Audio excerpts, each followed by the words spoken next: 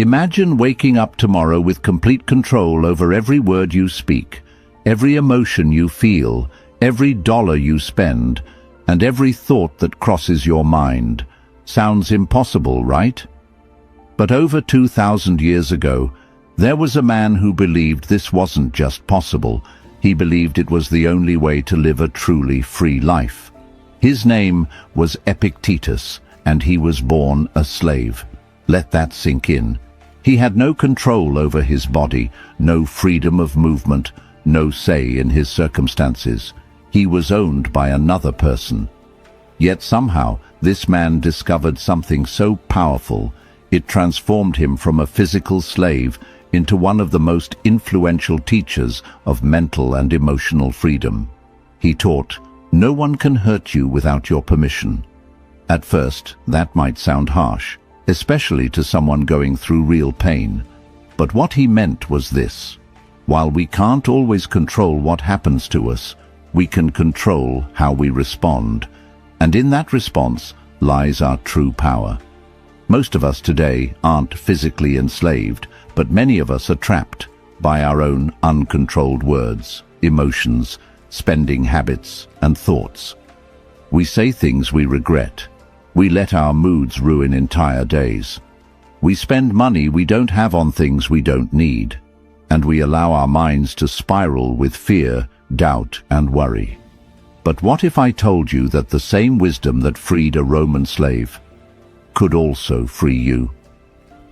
What if the very things you feel most out of control in, your mouth, mood, money, and mind, could actually become your greatest strengths? The ancient Stoics understood something we've forgotten. Real wealth isn't measured in dollars, it's measured in self-control. Real power isn't about controlling others, it's about mastering yourself. And true freedom isn't having endless choices, it's about making the right choices consistently. Every single day, life gives you the chance to practice this. Someone cuts you off in traffic? That's your chance to control your mouth and your mood. You're tempted to buy something you don't need? That's your moment to take control of your money. Your mind starts spiraling with fear or doubt? That's your opportunity to reclaim your thoughts. The beauty of Stoic wisdom is that it doesn't expect perfection. Even Marcus Aurelius, the most powerful man in the Roman Empire, struggled with these same things. In his journal, he reminded himself daily, "You have power over your mind, not outside events. Realize this, and you will find strength." This isn't about becoming emotionless. It's about becoming so rooted in who you are that external chaos can't shake you. When you control your mouth, you speak with intention, not impulse. When you control your mood, you choose your emotional state, instead of being its victim. When you manage your money, it becomes a tool for peace, not a source of stress. And when you master your mind, you become the author of your thoughts, not their prisoner. In the next few minutes, you're going to gain insight into these 4 pillars of personal power. We'll explore ancient wisdom that's more relevant today than ever, and you'll walk away with real tools to start using immediately. But here's the deal. This only works if you commit to it. Each section builds on the one before it, so don't skip ahead. Stay with me through every part, and I promise this could change your life. If you're ready to take back control, hit that like button. Drop a comment telling me which of the 4 M's you struggle with most. And make sure you're subscribed, because this journey to self-mastery is just getting started. Share this with someone who needs it, because real power begins with you. And drop this in the comments. I am the master of my mouth, mood, money, and mind. Number 1. Master your mouth, the gateway to wisdom. There's an old saying, the tongue is a small thing, but what enormous damage it can do. But here's what most people don't realize. Your mouth isn't just about the damage it can cause to others. Every word you speak is either building or destroying the person you're becoming. Seneca, one of Rome's greatest Stoic philosophers, spent years observing the power of speech in the Roman Senate. He watched as careers were built and destroyed with single sentences. He saw friendships shattered by careless words and alliances formed through thoughtful communication. But his most profound insight came from watching himself. "Every new beginning comes from some other beginning's end," Seneca wrote. And nowhere is this more true than with our words. Every time you speak, you're ending one version of yourself and beginning another. The question is, are you becoming someone you respect? Think about the last time you said something in anger that you immediately regretted. In that moment, you felt the power of uncontrolled speech. Your words had escaped before your wisdom could catch them. Now imagine if you could reclaim that power. What if every word you spoke was chosen, not just released? The Stoics developed a simple but profound practice, the pause. Before speaking, especially in emotional moments, they would pause and ask themselves 3 questions. Is it true? Is it helpful? Is it kind? If the answer to any of these was no, they remained silent. But controlling your mouth isn't just about holding back negative words. It's about the intentional use of positive ones. When you compliment someone genuinely, you're not just making their day better. You're training yourself to notice good in the world. When you speak words of encouragement, you're programming your own mind to look for possibilities rather than problems.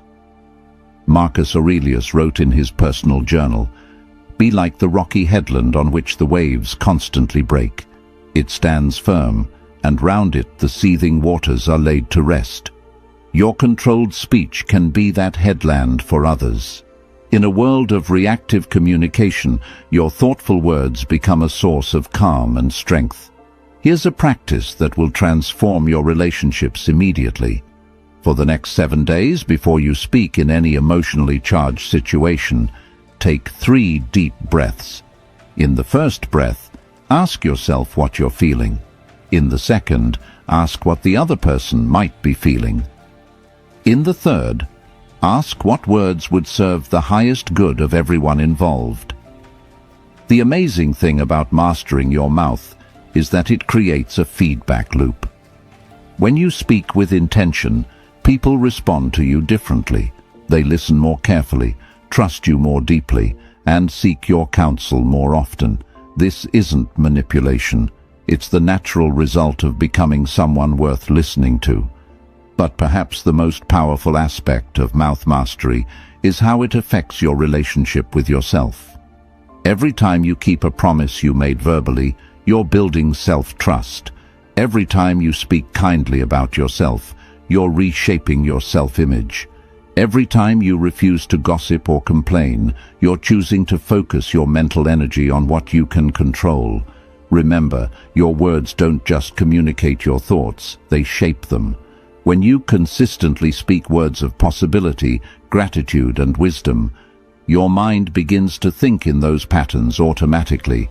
You become what you repeatedly say. The mouth is the gateway between your inner world and the outer world. Master this gateway, and you master the flow of energy in both directions. Tomorrow, we'll explore how this same principle applies to your emotional world. Affirm this below and make it your daily reminder. I speak with power, not impulse. Number 2. Master your mood, the inner weather system. Imagine if you woke up every morning and someone else decided what the weather would be inside your mind. Some days they'd choose stormy anger, other days foggy sadness, and occasionally, if you were lucky, they might pick sunny happiness. This is exactly how most people live their emotional lives, completely at the mercy of external circumstances. But here's what changed everything for me, and what the Stoics discovered over 2,000 years ago. You are not the victim of your emotions. You are their creator. Viktor Frankl, a Holocaust survivor and psychologist, spent years in Nazi concentration camps. In the most horrific circumstances imaginable, he made a discovery that echoes ancient Stoic wisdom. Between stimulus and response, there is a space. In that space is our power to choose our response. In our response lies our growth and our freedom. Think about that space. Right now, as you're listening to this, that space exists within you. Between every trigger and your emotional response, there's a moment, sometimes just a split second, where you have complete power to choose. The Stoics called this the discipline of desire. It's not about wanting less, it's about wanting what you have and accepting what you cannot change while working diligently on what you can. When you master this, your mood becomes like a well-tuned instrument that you can play rather than a wild storm that plays you. Here's the truth that might shock you. Your emotions are not facts. They're interpretations. When someone doesn't text you back immediately, the situation is neutral. Your mind creates the story that they're ignoring you, mad at you, or don't care about you. But what if you created a different story? What if they're busy, their phone died, or they're planning something special for you? Marcus Aurelius practiced this daily. He wrote, "You have power over your mind, not outside events. Realize this, and you will find strength." Every morning, he would remind himself that the day would bring challenges, difficult people, and unexpected events. But instead of dreading these, he saw them as opportunities to practice emotional mastery. Try this powerful exercise right now. Think of something that's been bothering you lately. Now ask yourself, what story am I telling myself about this situation? Then ask, what's another way I could interpret this? And finally, which interpretation serves my highest good? The magic happens when you realize that you've been the author of your emotional experience all along. You just didn't know you were writing the story. But mood mastery isn't about toxic positivity or pretending everything is fine. It's about choosing responses that empower you rather than drain you. When you feel anger, instead of suppressing it or letting it explode, you can use it as fuel for positive change. When you feel sadness, instead of drowning in it, you can let it connect you to your humanity and compassion for others. The Stoics had a beautiful practice called evening reflection. Each night, they would review their day and ask, what emotions did I experience today? Which ones served me? Which ones controlled me? How can I respond better tomorrow? Here's what happens when you start practicing mood mastery. You stop being afraid of your emotions because you know you can handle them. You stop avoiding difficult situations because you trust your ability to navigate them emotionally. You become the calm center in other people's storms, which makes you incredibly valuable in relationships and work. Remember, every emotion you feel is information, not instruction. Anger tells you something matters to you. Fear tells you to pay attention. Sadness tells you you've lost something valuable. But none of these emotions get to make your decisions for you. Your mood is your inner weather system, and just like a skilled meteorologist, you can learn to predict, prepare for, and even influence the weather in your mind. Type this below if you're ready to take control of your emotional world. I control my emotions. They don't control me. Number 3. Master your money, the tool of freedom. Money reveals who you are more than almost anything else in life. It's not just currency, it's crystallized energy, time, and choices. And how you handle it determines whether you live as a free person or as a slave to your own desires. Seneca was one of the wealthiest men in Rome, yet he wrote, "It is not the man who has too little, but the man who craves more, who is poor." This wasn't theoretical philosophy for him. He lived it. Despite his immense wealth, he regularly practiced voluntary discomfort, sleeping on the floor and eating simple meals, to remind himself that his happiness didn't depend on luxury. Here's the brutal truth most people don't want to hear. If you can't control your spending, you can't control your life. Every purchase you make is either moving you toward freedom or toward slavery. There's no neutral ground. But money mastery isn't about being cheap or depriving yourself of joy. It's about aligning your spending with your values and using money as a tool rather than letting it use you. When you buy something because you're sad, bored, or trying to impress others, money is using you. When you buy something because it genuinely adds value to your life or helps you serve others better, you're using money.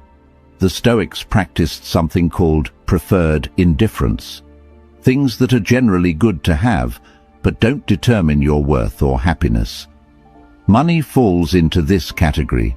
It's better to have than not have, but it should never become your master. Think about your last impulse purchase. You know, that thing you bought that's probably sitting unused somewhere in your house right now. In that moment of purchase, what were you really trying to buy? Was it the item itself, or were you trying to buy a feeling, status, comfort, excitement, or acceptance? Here's a practice that will revolutionize your relationship with money. Before making any non-essential purchase, pause and ask yourself, what am I really trying to buy here? If the answer is a feeling or experience, find a way to get that feeling without spending money first. Often, you'll discover you don't need the purchase at all. But true money mastery goes beyond just controlling spending. It's about generating value. The Stoics believed in contributing to the common good. When you focus on serving others through your work, money becomes a natural byproduct rather than the primary goal. This shift in perspective changes everything about how you earn and spend. Marcus Aurelius wrote, "In the morning when thou risest unwillingly, let this thought be present, I am rising to the work of a human being." When you see your work as service rather than just a way to make money, you bring excellence to it that inevitably leads to greater financial rewards. Here's what changed my entire financial life.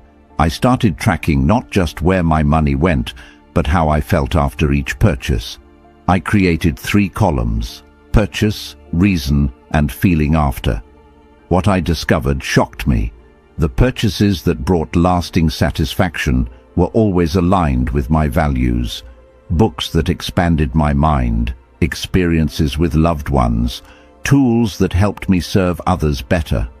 The impulse purchases, the status buys, the emotional spending, these consistently left me feeling empty or regretful.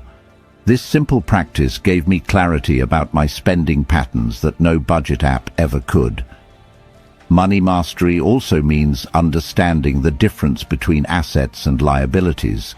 Every dollar you spend should either maintain your ability to earn more or increase your capacity to serve others. When you start thinking this way, you naturally begin building wealth instead of just consuming it. Remember, the goal isn't to hoard money, it's to have enough freedom to be generous, to take calculated risks, and to make decisions based on what's right rather than what you can afford. Number 4, master your mind, the command center. Your mind is like a garden. Every thought you allow to stay is a seed you're planting. The question is, what kind of harvest do you want to reap? Right now, as you're listening to this, thousands of thoughts are competing for your attention. Worries about tomorrow, regrets from yesterday, judgments about what you're hearing, plans for later today. Most people live their entire lives as passive observers of this mental chaos, never realizing they have the power to choose which thoughts deserve their energy. Epictetus taught his students, "Wealth consists in not having great possessions, but in having few wants." But he wasn't just talking about material wealth. He was talking about mental wealth. When you stop entertaining every thought that knocks on the door of your consciousness, you become incredibly rich in peace and focus. Think about this. You wouldn't let strangers walk into your house and rearrange your furniture. Yet you let random thoughts walk into your mind and rearrange your entire emotional state. A single negative thought can derail your entire day if you give it permission to stay. The Stoics developed a practice called prososh, constant attention to the present moment and vigilant monitoring of your thoughts. It's not meditation in the way we think of it today. It's more like being a security guard for your own mind, deciding which thoughts get access and which ones get turned away. Here's a practice that will change your life immediately. For the next week, every time you catch yourself in a negative thought spiral, stop and ask yourself, is this thought helping me or hurting me? Is it moving me toward who I want to become or away from it? If it's not serving you, consciously choose to replace it with a thought that does. But mind mastery isn't about toxic positivity or pretending problems don't exist. It's about choosing productive thoughts over destructive ones. Instead of thinking, this is terrible and there's nothing I can do, you think, this is challenging and I need to find the best way forward. Same situation, completely different mental experience. Marcus Aurelius wrote in his journal, "The universe is change, our life is what our thoughts make it."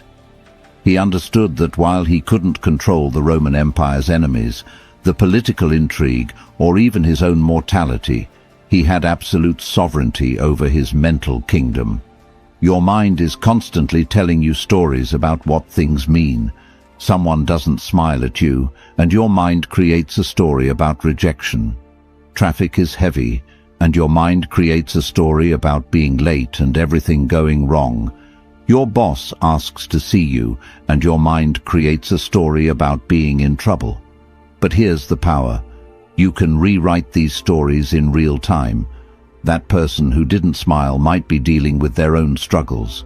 Heavy traffic is an opportunity to practice patience or listen to something educational. Your boss wanting to see you might be good news. The ancient Stoics had a concept called the discipline of judgment, the practice of separating facts from the stories we tell ourselves about those facts. A fact is, it's raining. A story is, this rain is ruining my day. When you master this distinction, you become incredibly powerful because your emotional state stops being controlled by external circumstances. Try this right now. Think of something that's been stressing you lately. Now separate the actual facts from the story you're telling yourself about those facts. You'll be amazed at how much of your stress comes from the story, not the facts. Your mind is also incredibly powerful at problem solving when you direct it properly.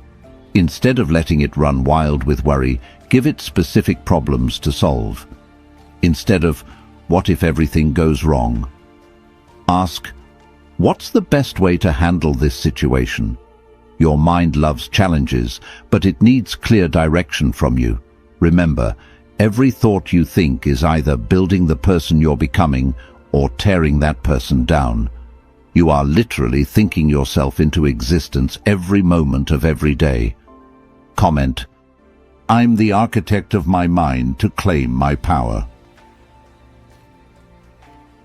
Number 5. The ripple effect. How mastery transforms everything. Here's something beautiful that happens when you start mastering these 4 areas. They don't just change individually, they create a ripple effect that transforms your entire life experience. It's like tuning an instrument. When one string is perfectly tuned, it makes all the others sound better too. When you master your mouth, people start seeking your counsel because your words carry weight and wisdom. When you master your mood, you become the calm center that others gravitate toward in times of chaos. When you master your money, you gain the freedom to make decisions based on values rather than survival. And when you master your mind, you see opportunities where others see only problems. But the real magic happens in the spaces between these 4 pillars. Let me tell you about Sarah, a single mother who attended one of my workshops last year. She came feeling completely overwhelmed, struggling with debt, constantly snapping at her children, worried sick about the future, and trapped in negative thought patterns that kept her awake at night. 6 months later, Sarah sent me a message that brought tears to my eyes. By applying these principles, she had not only paid off her credit cards, but had started a small side business. Her relationship with her children had completely transformed because she learned to speak from love rather than frustration. But most importantly, she said she felt like herself again, calm, confident, and in control. The beautiful thing about Stoic wisdom is that it creates what psychologists call an upward spiral. Each small victory in one area gives you confidence to tackle challenges in another area. When you successfully control your words in a heated moment, you prove to yourself that you can control your emotions too. When you resist an impulse purchase, you strengthen the same mental muscle that helps you resist negative thoughts. Aristotle said, "We are what we repeatedly do." Excellence, then, is not an act, but a habit. The Stoics took this further. They understood that mastery in these 4 areas creates a compound effect. Each day of practice doesn't just make that day better, it makes every future day easier. Think about the person you were 6 months ago. What were you struggling with then? Now imagine the person you could become 6 months from now if you consistently applied these principles. The gap between who you are and who you could be isn't as wide as you think. It's just a series of small daily choices. Here's what I want you to understand. You don't have to be perfect at all 4 areas simultaneously. In fact, trying to do that often leads to frustration and giving up. Instead, pick one area that resonates most with you right now and focus on that for the next 30 days. Let mastery in that area naturally influence the others. The Stoics believed in something called sympathia, the interconnectedness of all things. Your inner work doesn't just benefit you, it benefits everyone around you. When you become more controlled in your speech, you reduce conflict in your relationships. When you manage your emotions better, you create a more peaceful environment for your family. When you handle money wisely, you model financial responsibility for your children. When you direct your thoughts constructively, you become a source of solutions rather than problems. But perhaps the most profound ripple effect is how mastery changes your relationship with difficulty itself. Instead of seeing challenges as things that happen to you, you start seeing them as opportunities to practice your mastery. Every difficult conversation becomes a chance to practice mouth control. Every stressful situation becomes an opportunity for mood mastery. Every financial decision becomes practice for money wisdom. Every worry becomes a chance to redirect your mental energy. This shift in perspective, from victim to practitioner, changes everything about how you experience life. Comment below if you're ready to turn every challenge into strength. Every challenge is my chance to grow stronger. We started this journey with Epictetus, a man who transformed from physical slave to spiritual teacher. His secret wasn't changing his circumstances, it was mastering himself within those circumstances. Today, you have the same choice he made over 2,000 years ago. You now understand that true freedom isn't about having unlimited choices, it's about making the right choices consistently. You've learned that your mouth, mood, money, and mind aren't separate areas of life. They're interconnected pillars that either support your growth or undermine it. But here's what I want you to remember most. This isn't about becoming perfect. It's about becoming intentional. Every time you pause before speaking, you're practicing mouth mastery. Every time you choose your response to a challenging emotion, you're developing mood mastery. Every time you align your spending with your values, you're building money wisdom. Every time you redirect a negative thought, you're strengthening your mental sovereignty. The ancient Stoics faced wars, plagues, political upheaval, and personal tragedies. They didn't have easy lives, but they had something better. They had unshakable inner strength that came from mastering these 4 fundamental areas. That same strength is available to you. Your transformation starts with a single decision. The decision to take responsibility for your inner world. Not because life is fair, it isn't.